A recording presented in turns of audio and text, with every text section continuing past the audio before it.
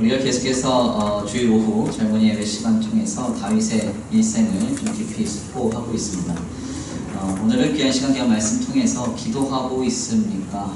기도하고 있습니까? 라는 제목으로 하나님의 귀한 말씀을 함께 나누고자 합니다. 언젠가 한 전방 부대에 총기 사고 한 건이 발생했던 적이 있습니다. 사회적인 큰 이슈를 몰고 올 만큼 큰 사건이었고 사상자도 상당히 많았던 사건이었는데요. 무엇이 문제였는가 취재를 좀 해보았더니 그 원인은 기수열애라는 것 때문이었다 이렇게 전해졌습니다. 기수열애가 뭔가 하냐면 군대를 가보면 각각 월별대로 기수를 받습니다. 저는 공군 687기거든요. 잊어버려지지가 않습니다. 다시는 가고 싶지 않아서.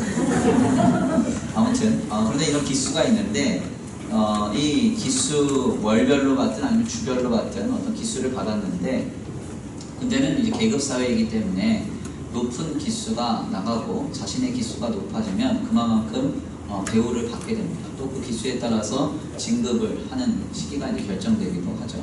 근데 이제 기수 열애가 되면 그 상황이 좀 달라집니다. 그 기수에 해당하는 모든 병사들이 인정받을 때 그 병사만은 인정받지 못합니다. 보통 기수 열애가 되는 대표적인 아이들은 이제 혹시 모범병사 이런 식으로 좀 설명을 하면서 아주 이제 낮은 계급일 때 소위 말해서 아주 이제 막 들어온 후임병일 때 큰 문제를 일으키거나 아니면 이렇게 여러 가지로 부대에 좋지 않은 행동을 한 친구들이 이제 기수 열애가 됩니다. 그러면 이 기수 열애가 된 아이들은 일병이 되고 상병이 되고 병장이 되어도 후임들이 그 병사를 선임 취급을 하지 않습니다. 그래서 경례도 안 할 뿐더러 거기서 더 나아가 무시하는 경우도 많습니다. 특별히 후임으로서 선임에게 마땅히 물어보고 행해야 할 것들도 아예 묻지를 않습니다. 조금 쉽게 말하자면 속된 말로 왕따이고 무시를 당하는 그런 사람이 되는 거죠. 당하는 사람들은 모멸감에 수치감이 아주 극도로 치닫게 됩니다. 결국 이들은 정신병에 걸리거나 극단적인 경우에 앞서 제가 말씀드린 사례와 같이 어떤 특별한 상황을 벌이고 사고를 벌이는 극단적인 선택을 하는 경우도 있습니다. 사실 이제 군대 문화가 잘못된 것은 아니라고 생각해요. 사회 어디고 간에 군대보다 더한 데는 더 많다고 생각합니다. 중요한 점은 이제 후임병은 후임처럼 선임병은 선임처럼 잘 살면 별 문제가 없을 것 같아요. 그런데 이제 중요한 점은 이제 막 사회생활을 처음 시작하거나 아니면 군대를 가서 이제 막 군대 생활을 처음 시작할 때 가장 중요한 한 가지가 있습니다. 그게 뭐냐면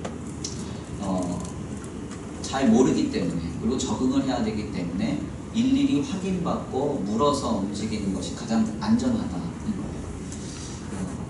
그래서 예쁨 받는 후임은 내가 할 부분과 그리고 선임에게 묻고 해야 할 부분의 선을 잘 아는 친구들이 이제 군대에서도 예쁨을 좀 받고요. 사회생활도 잘합니다. 그래서 내가 할 거는 잘하고 그리고 또 물어서 해야 될 거는 잘 묻는 사람, 이런 사람들이 사회성이 좋은 것이죠.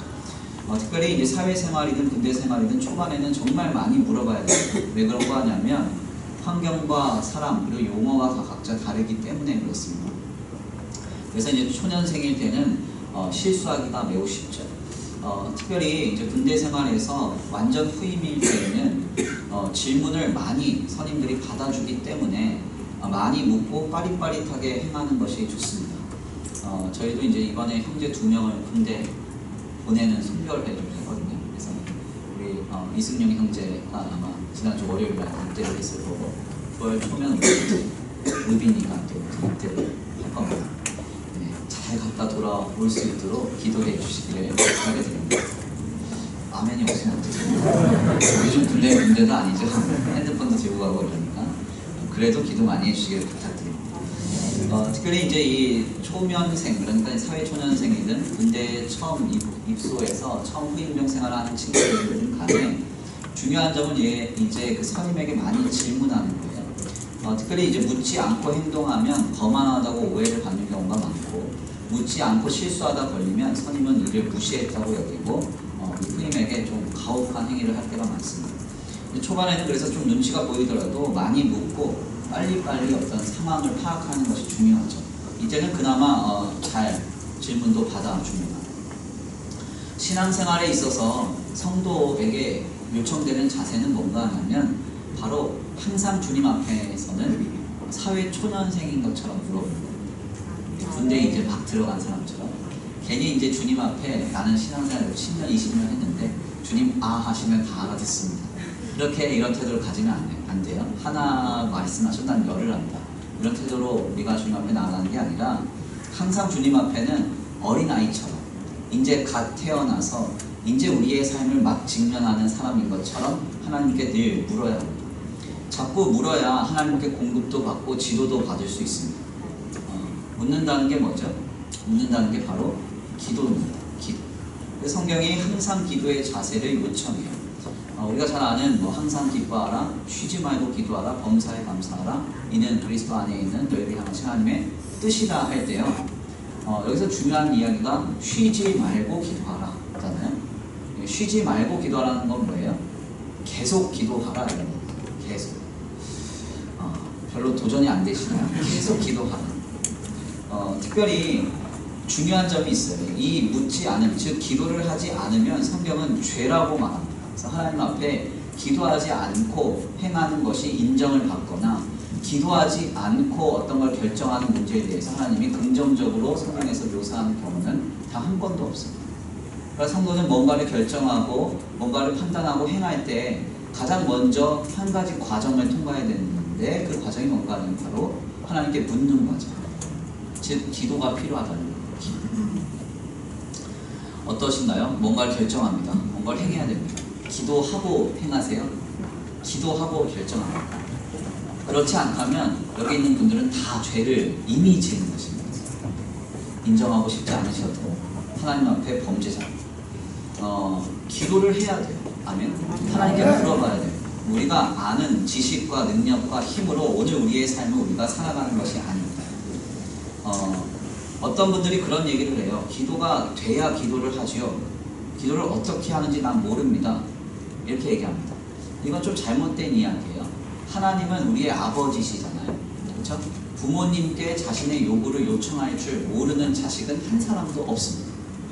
그러니까 내가 하나님 앞에 기도를 할 수 없다. 기도가 터져나오지 않는다는 것은 한 가지 중요한 관계를 부정하는 게 되죠. 저분은 내 아버지가 아니다. 그리고 저분은 할 수 있는 게 많지 않을 것이다 하는 불신앙이 전제가 됩니다. 그러니까 기도가 터져나오지 않는 거예요. 우리 하나님은 전지전능하시잖아요. 모든 것의 주인 되시잖아요. 지구가 주님 거라는 소문이 있습니다. 부동산 가구예요. 그렇죠? 묻지도 않고 있습니다. 근데 중요한 건 뭐냐면 이 분한테 주님은 전지전능하시고 모든 걸 다 아시고 못하실 것이 없으시며 모든 것의 주인 되시는 주님한테 나는 그 주님을 믿는다고 하면서 구하지 않는다. 결국 그 사람은 신앙이 없는 거예요. 하나님 믿지 않기 때문에 기도가 터져나오지 않는 것입니다. 그래서 이 기도를 하지 않으면 왜 죄를 범하는 것과 같은가? 하나님을 향한 믿음이 없는 것이기 때문에 마땅히 불신앙의 모습을 갖는 것이고, 기도하지 않으면서 행하는 것은 결국 하나님을 의심하면서 행하는 것과 같기 때문에 죄라는 것입니다. 그래서 제일 중요한 것은 바로 하나님을 인정하고 하나님을 믿고 그리고 또한 기도하는 것입니다. 하나님을 향한 어떤 믿음이 없으면 그 사람은 주님 앞에 바르고 건전한 신앙이라고 할 수 없어요. 그래서 오스칼 쿨만이라는 사람이 기도라는 책을 썼는데요. 이 책에서 이 사람이 이런 표현을 합니다. 그는 본 회퍼 그리고 수많은 신학자들이 기도하지 않는 자들은 무신론자와 같다. 이렇게 얘기해요. 본 회퍼 그리고 수많은 신학자들이 기도하지 않는 자들은 곧 무신론자와 같다. 이런 표현을 합니다. 그러니까 우리가 기도를 하지 않는다면 하나님을 믿는 척하는 거지 믿고 있는 게 아니라는 거죠. 아멘입니다. 얼마나 기도하시나요? 네, 제가 지난주에도 우리 그 교육자 회의하면서 잠깐 제안했어요. 우리 교회가 참 은혜롭게 평안히 가는 건 기적이다. 왜 기적이냐? 기도를 이렇게 안 하는데 아무 일이 없어요. 이해가 좀 안 되시죠? 제가 사실 우리 아이들 데리고 처음 2014년도에 동경으로 아이들 데리고 이렇게 미션 트립 갔을 때요. 그 전해에는 2013년도에는 제가 다 계획을 짜긴 했는데 제가 가진 않고 교회를 비울 수는 없어서 그래서 전도사님 2명을 필리핀으로 보냈었는데 그 이듬해부터 제가 아이를 데리고 다녔거든요. 그때 이제 아이를 데리고 다니면 저희 성도님들이 항상 저한테 보내주시는 사진 그리고 메시지가 있었어요. 그게 뭐냐면 목사님 저희들 기도하고 있습니다. 기도하는 막 사진 찍어서 보면 뭐 가득 차 있고 막 이랬거든요. 네. 그랬다고요. 네. 이번에 이제 미얀마를 갔잖아요. 다음에 독일도 가보고 보면은 교회의 규모가 이 정도 이렇게 됐다라고 하면은 기도의 그 열기라는 게 있어야 됩니다. 기도가 너무 약해요. 기도가 너무 약합니다. 제가 이제 뭐 대표적으로 좀 예를 들어보면 우리 중직자들의 기도 시간, 평균 기도 시간을 볼 때 일주일에 1시간도 기도 안 하시는 분들이 대다수인 것 같아요. 제가 대충 감을 봤어요. 네, 인정하시나요? 네, 제 직회 오늘 모였어요. 그래서 제가 한 주간 기도한 시간 적어내십시오. 그래서 평균을 내면 1시간을 넘을까 말까 이걸 생각을 해봤어요. 저희가 이제 남녀 전도에 합치면 한 160여 명 넘을 거예요. 170명 정도 되나요? 잘 모르겠는데 몇 명 되는지 잘 모르겠습니다. 아무튼 그 상당히 많은 숫자일 텐데 그분들의 이제 평균 기도 시간이 1시간이 되지 않죠. 이건 너무 심각한 문제 아닌가요? 근데 왜 아무 문제가 없을까요? 그것도 참 신비해요. 청년부도 마찬가지입니다. 청년부가 제가 제적 숫자를 생각해 보니까 78명이에요. 잘 나오는 아이들이 40명에서 50명 사이 정도 돼요. 근데 별로 청년부가 그다지 큰 문제가 없습니다. 우리 청년들 정말 기도 안 하거든요. 네, 정말 기도 안 하거든요. 중요한 건 뭐냐면 우리가 기도하지 않는다는 것은 하나님 믿지 않는다는 신호입니다. 이건 사인이에요. 그렇기 때문에 기도하지 않으면 하나님께서 역사하실 수가 없고, 아멘. 하나님 안에서 정말 기도하지 않으면 바르고 건전한 신앙의 길과 신앙의 공동체와 신앙의 삶을 영위할 수 없습니다. 특별히 오늘날 악한 마귀는 기도하는 게 중요한 게 아니라 기도의 내용이 중요하다 이렇게 강조합니다. 근데 사실 내용은요 부차적인 겁니다. 따라오는 거예요. 내용은 기도하는 사람들에게 허락되는 은혜로 변화되는 겁니다. 그래서 기도를 날마다 하다 보면 하나님도 하나님이 찾아오셔서 그 내용을 성숙시키세요.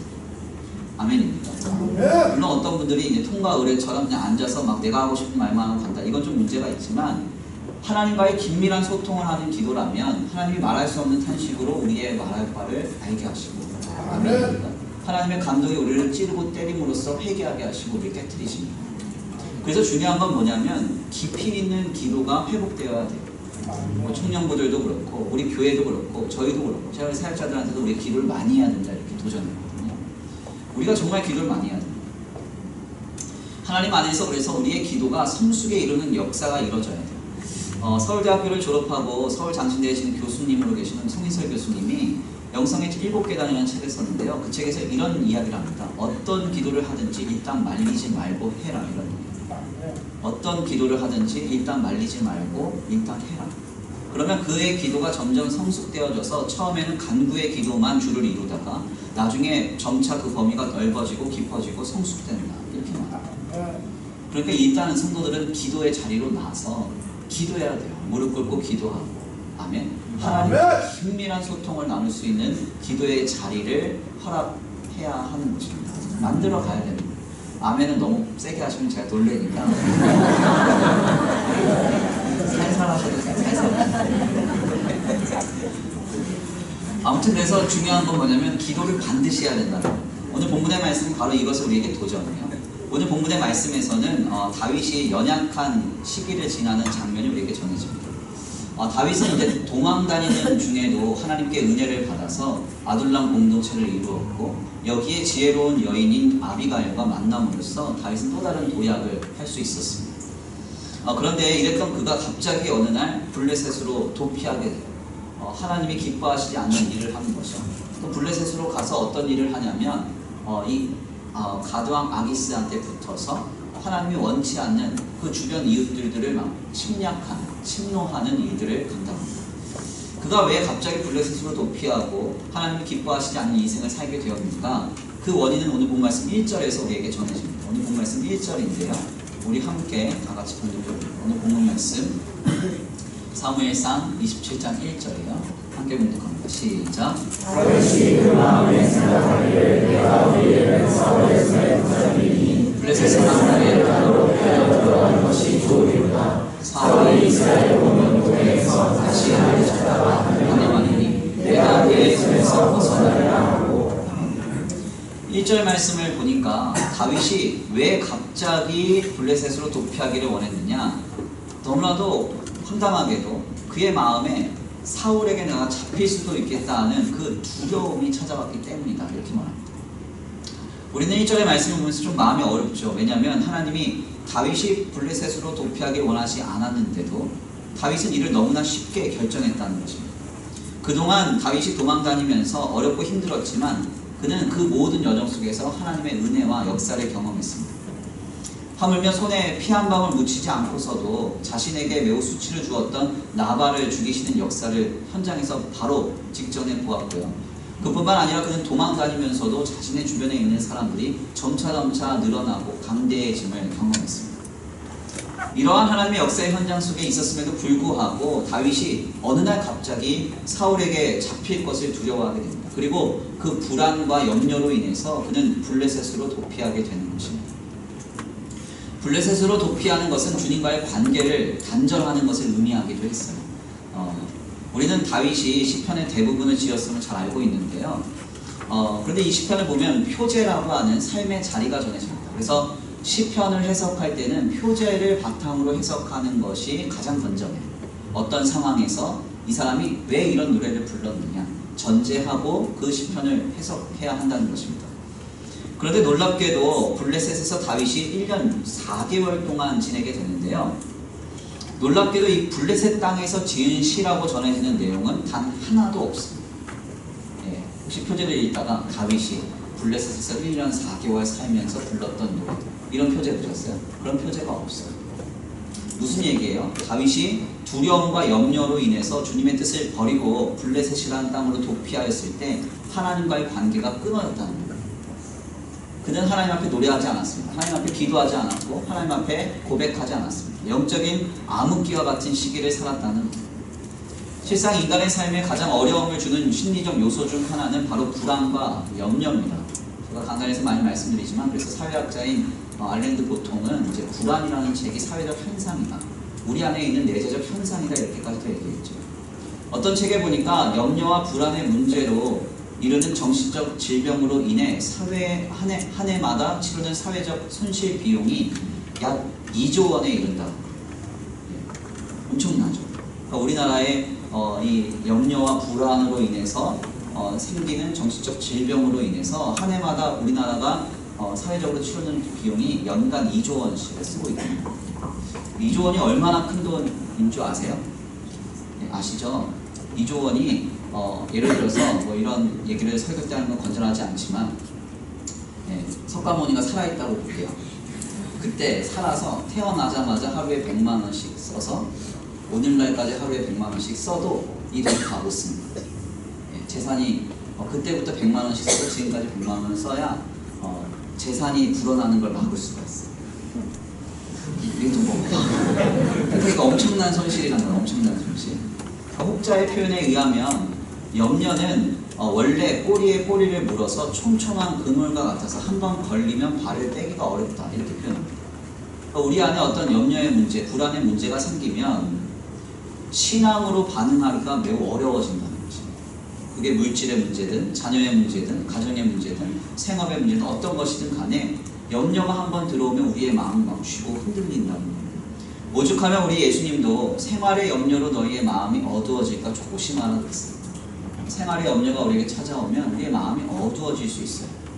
이렇게 염려와 불안은 우리로 바른 신앙적 판단과 결정을 내리지 못하게 합니다. 바로 다윗이 이 불안과 염려에 사로잡히게 되는 것입니다.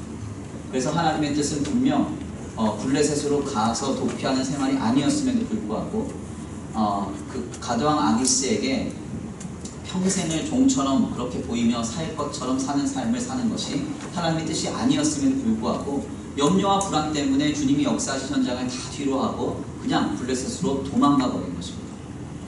우리가 여기까지의 말씀을 나눌 때 다윗에게 아쉬운 것 하나가 있습니다. 그게 뭐냐면 이렇게 불안하고 염려에 빠져 있을 때 왜 그는 하나님을 찾지 않았는가? 왜 하나님께 묻지 않았는가? 쉬운 말로 하자면 왜 이때 그는 기도하지 않았는가 하는 것입니다. 다윗이 만약 기도했다면 블레셋으로 도망가는 선택을 하지 않았을 것입니다. 기도는 염려를 물리칩니다. 불안을 끊어냅니다. 우리의 모든 두려움을 하나님을 향한 신앙으로, 소망과 위로로 바꿉니다.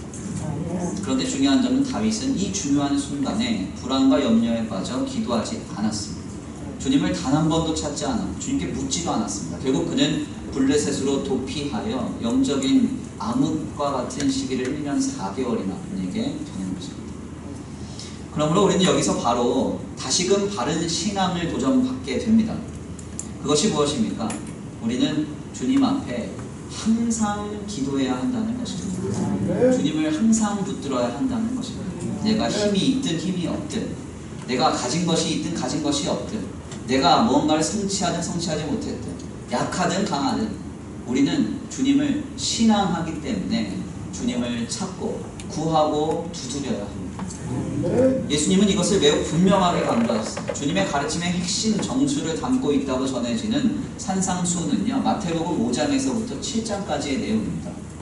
마태복음서 5장에서부터 7장을 읽어보면 각기 다른 말씀을 하고 계신 것 같은데 사실은 같은 주제의 맥락을 계속적으로 주님이 강조하시고 견지하고 계세요.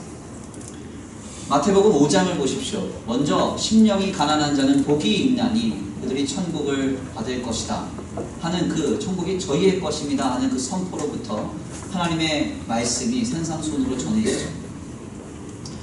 심령이 가난한 자는 복이 있나니 라는 말씀으로 선포된 이 주님의 산상수훈은 6장에서 우리가 너무나도 잘 아는 말씀, 너희는 먼저 그의 나라와 그의 의를 구하라 라는 말씀으로 이어집니다. 그리고 7장에 이르러서는 우리에게 좁은 길이라는 말씀으로 전해지는 모든 순간에 우리가 너무나도 좋아하는 말씀, 찾으라, 구하라, 두드리라. 그러면 너희가 찾아낼 것이요, 구하여질 것이요, 열려질 것이다 하는 말씀으로 귀결됩니다. 여기서 담겨진 주제가 뭐예요? 다 동일하죠. 성도는 모든 순간에 하나님을 인정하고 하나님께 구해야 한다는 것입니다. 심령이 가난하다는 것은 하나님이 간절한 상태를 말하는 거예요. 하나님의 나라와 그의 의를 구한다는 건 뭐예요? 모든 순간에 하나님의 나라, 바실레이아토 데우, 하나님의 통치하심을 구한다는 것입니다. 하나님의 의를 구한다는 건 뭐예요? 그 모든 상황 속에서 주님의 뜻은 무엇입니까?를 구하라는 거예요. 그리하면 이 모든 것을 너희에게 다 주시는 거예요. 그리고 7장에서는 매우 구체적으로 우리에게 선언하시죠. 찾으라, 구하라, 두드리라. 찾고 구하고 두들기면 찾아지고 구하여지고 열려진다고 약속하고 계십니다. 이를 조금 더 쉽게 표현하자면 성도는 항상 기도하는 존재라는 말로 정리됩니다. 아멘입니까? 어떠세요? 예수 그리스도를 믿으세요? 하나님의 성도된 내가 하나님 앞에 이제는 주님의 자녀로 살아감을 믿습니다. 그렇다면 지금 우리는 기도해야 됩니다. 기도해야 됩니다. 술을 좋아하는 형제한테 물었습니다. 네, 좋은 날이 왔어요. 그래서 술을 먹더라고요. 그래서 왜 술을 먹느냐 물었습니다. 그랬더니 좋아서 먹는다. 좋아서. 어려운 일이 생기는 형제가 술을 먹어요. 그래서 물었어요. 왜 어려운 일이 생기니까 술을 먹냐고 그랬더니 어려워서 먹는다. 어려워서. 그러면서 제가 그랬죠. 아니 기뻐도 먹고 왜 슬퍼도 먹느냐. 그냥 먹고 싶어서 먹는 거예요. 그렇죠? 중요한 건요. 성도는요. 기뻐도 기도하고 슬퍼도 기도해야 됩니다. 세상 사람들은 이래도 술 찾고 저래도 술 찾잖아요. 근데 우리는 왜 기쁠 때는 주님을 찾는 척하고 슬플 때는 또 낙심해서 또 넘어지고. 그러니까 가만 보면 우리는 세상 사람들이 술을 의지하는 것만큼도 주님을 의지하지 못할 때가 많다. 너무나도 이거 심각한 일이죠. 찔리는 사람들 저랑 눈을 지금 못 마주치시는. 중요한 것은 염려와 불안의 문제가 우리에게 몰려올 때 기도해야 한다는 것입니다. 앞서 말씀드렸지만 이 기도는 신앙과 아주 긴밀한 비례관계가 있습니다. 염려와 불안의 문제가 몰려올 때 기도하지 못하는 사람들의 내면을 잘 들여다보면 아주 간단한 한 가지 문제가 있어요. 그게 뭐냐면 염려와 불안의 문제가 하나님보다 더 크다고 느끼기 때문에 그렇습니다. 내가 지금 해결해야 되는 이 문제가 하나님보다 더 강하다고 생각하기 때문에 주님을 찾지 않는 거예요. 즉 하나님을 낮게 치부하는 것입니다. 언젠가 읽었던 한 책에 따르면 그분이 염려에 대해서 묵상을 하시면서 이렇게 말씀을 전했어요.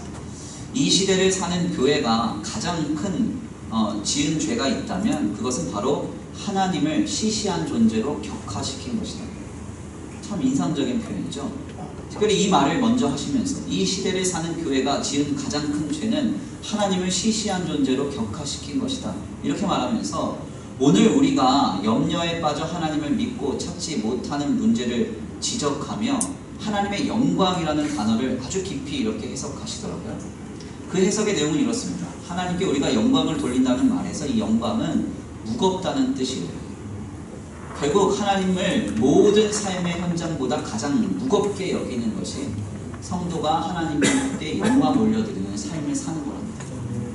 우리는 뭐 내가 갑자기 시험에 합격하고 돈 많이 벌고 그래서 헌금 많이 내고 교회가 갑자기 교회당을 크게 짓고 이러면 하나님께 영광을 돌린다 이렇게 생각하는데 이분의 묵상은 그게 아니에요.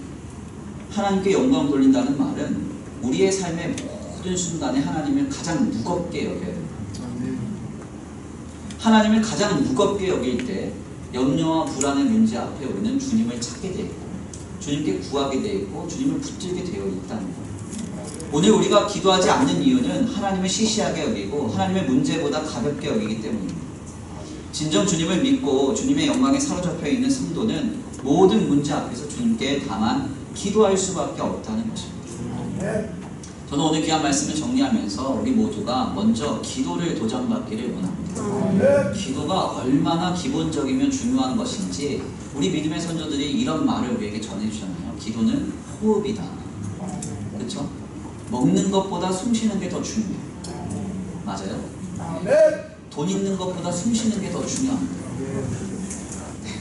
많이 어렵네요. 그렇죠? 숨 쉬는 건요 그냥 기본입니다. 기본. 그러니까 기도는 무조건 해야 되고 반드시 해야 되고 계속 되어야 한다는 거예요. 우리는 기도하지 않고서는 하나님 앞에서 바르게 설 수 없는 존재입니다. 주님이 절박하고 필요하기 때문에 그리고 주님이 계셔야 우리가 온전하기 때문에 우리는 죄인이라고 불리는 것입니다. 어거스틴이라는 사람이 고백록이라는 그의 책을 통해서 이런 말을 남겼어요. 우리가 하나님 안에 거할 때에만 우리는 진정한 평안을 누릴 수 있습니다. 이런 말을 했습니다.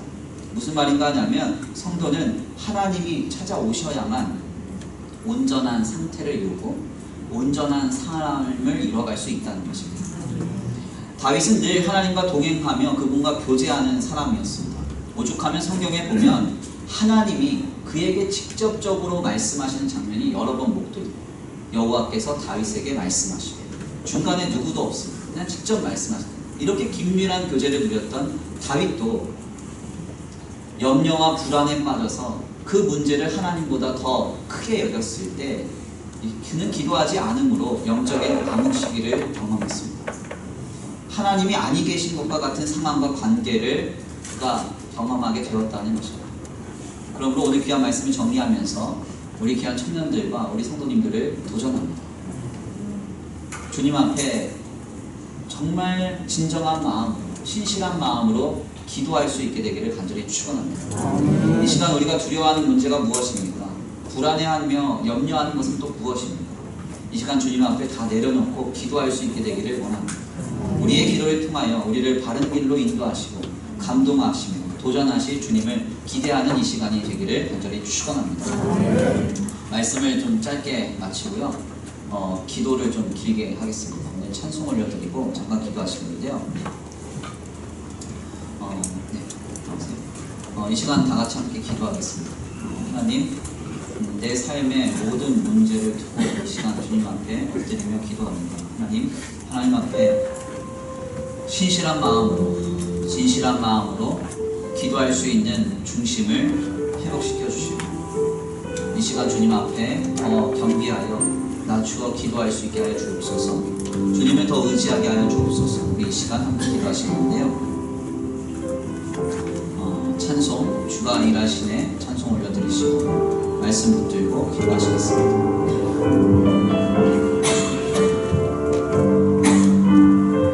날이 저물어 갈 때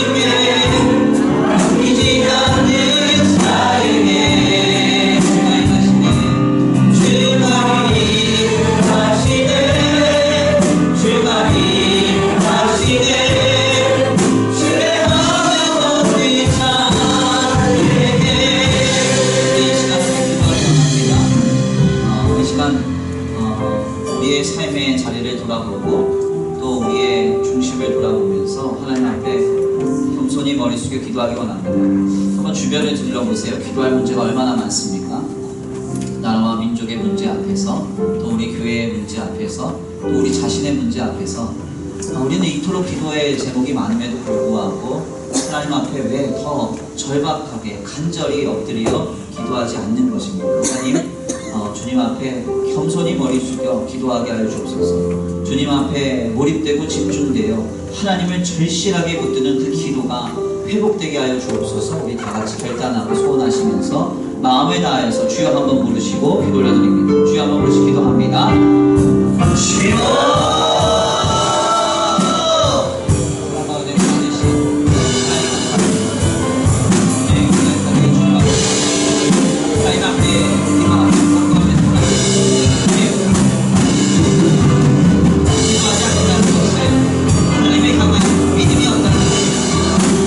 내 삶의 문제를 내가 해결할 수 있다는 아버지 그 완악한 마음에서 우리는 기도하지 않는 것입니다.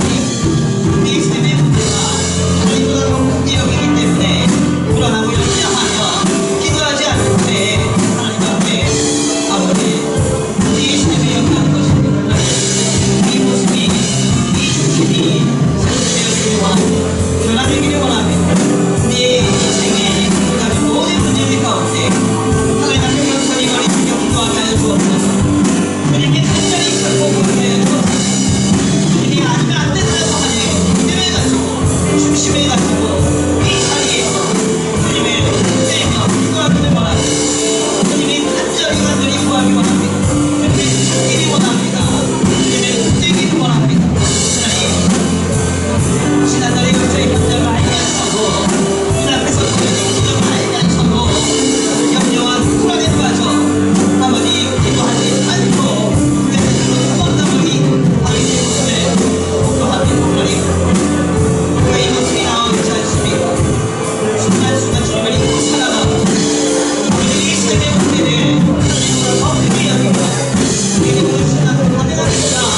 아버지 다른 것으로 다른 것을 의지하고 살아가 사람들이 인생이 아닌지 우리 시간과 하나님 그 시간 위에 마음의 생각까지 아버지 우리의 중심을 지켜줄 주옵소서. 우리의 선대한 문제들 속에서 따라온 이들을 위하여 우리도 기도하게 하시고 백성하며 기도하게 하시고 하나님 아버지 우리 삶의 자리 역사와 하늘과 지적과 생각의 문제를 위해서 아버지 우리의 기회를 드리고 주님께 붙들며 주님께 몰입하여 집중하여 기도할 수 있는 우리의 기도와 회복되게 하여 주시옵소서. 주여 우리의 불안함 특별히 하여 남부사에 하신 주님의 기도합니다. 아버지 우리 기도를 통하여 주님의 이루시고 우리를 구원하시며 변화시켜 주옵소서. 선택과 많은 길에 서서 하나님이 구하시는 선택과 삶의 여정을 감당하게 하시니 주님의 기대함이 하나님 우리의 기도가 걸어가는 가소서. 진정한 마음으로 진정한 마음으로 먼저 기도하게 하여 주옵소서. 인생의 모든 문제들 가운데 하나님 앞에 기도하기 원합니다. 주님 천국 기도하기 원합니다. 은혜로 기도하기 원합니다. 우리가 이렇게 받기를 나누며 우리 안에서 한심과 표정이 있네. 아버지 거룩한 기도나 거룩한 기도나 하나님 우리 마음의 문제를 못 드리니 이렇게 공동된 기도가 회복되기를 원합니다. 우리 주여 기도하게 하소서. 더 기도하자. 얼마나 기도하나 중심으로 우리 마음을 다하여 중심을 다하여 기도하게 하소서.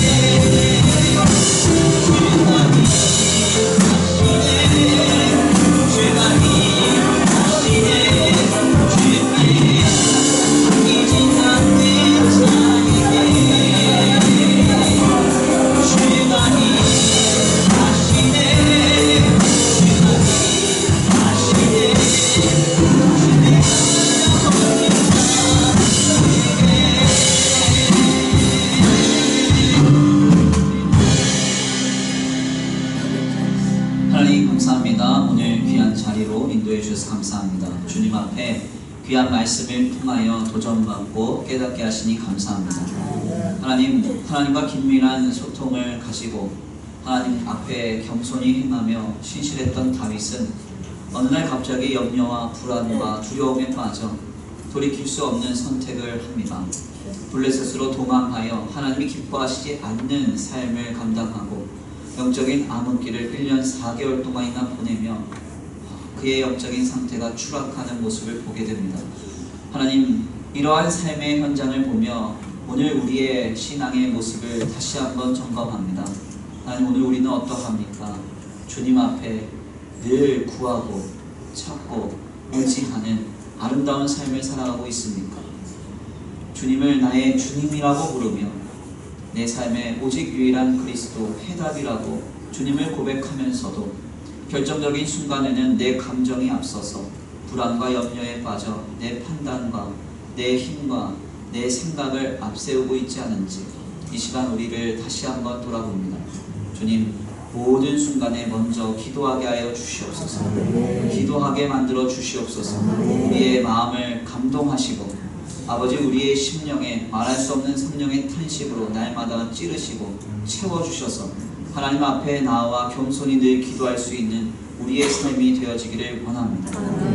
우리의 삶의 문제에 경중이 있든지 그것이 크든지 작든지 간에 따지지 않고 하나님이 나를 부르시는 신호로 여기고 모든 문제 앞에서 다만 겸손히 주님을 찾을 수 있는 우리가 되게 하여 주시옵소서.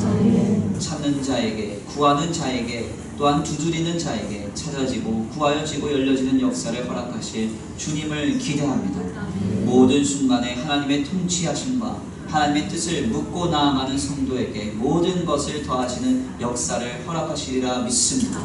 심령이 가난한 자에게 천국을 허락하시리라 믿습니다. 주님, 이 놀라운 신앙의 아름다운 역사의 현장을 아버지, 다른 것을 앞세워 경험치 못하는 아버지, 안타까운 일이 없도록 주님 붙들어 주시옵시고 기도가 회복됨으로, 기도가 뜨거워짐으로 하나님 앞에 다시 한번 주님 주시는 놀라운 복과 은혜를 누리게 하여 주시옵소서.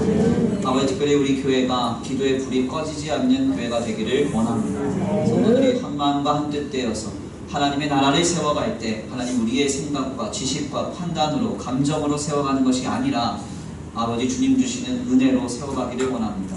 주님 주시는 감동으로 세워가기를 원합니다. 아버지, 그러므로 우리가 기도로 이 교회를 아름답게 세워가게 하여 주시옵시고 또한 더 나아가 나라와 민족을 위하여 기도할 때 우리의 삶으로부터 생명의 대로가 열려져서 이 나라와 이 민족이 다시 한번 소망 얻는 역사가 있게 하여 주시옵소서. 오늘도 예배하는 귀한 아버지, 예배하고 돌아가는 발걸음 아버지 복 내려 주시옵시고 한 주간의 삶도 안전히 거하게 하여 주시옵시되 아버지, 모든 순간에 하나님을 의식하고 인정하며 아버지, 주님을 찾고 구하고 기도하는 아버지, 아름다운 한 주간의 삶이 되도록 역사하여 주시옵소서. 드려진 손길 위에 특별히 복의 복을 더하여 주시옵시고 아버지, 예물이 쓰여지는 곳곳마다 영혼과 생명 살아나게 하여 주시옵시되 아버지, 하늘의 복과 능력으로 가정과 생업 위에 함께 하시며 공급하시며 인도하시는 놀라운 역사가 있게 하여 주시옵소서. 도우실 줄 믿고 감사함 돌려드리오며 사랑과 은혜가 많으신 우리 주 예수 그리스도의 이름으로 감사하며 기도 올려드립니다. 이제는 우리 주 예수 그리스도의 은혜와 성부 하나님의 극진하신 사랑하심과 성령 하나님의 내주 교통하심이 오늘 귀한 자리에 나와 주님 앞에 모든 순간에 기도하기로 주님을 찾고 구하며 붙들기로 결단하는 모든 성도들 머리 위에 이제로부터 영원토록 함께 있을지어다. 아멘.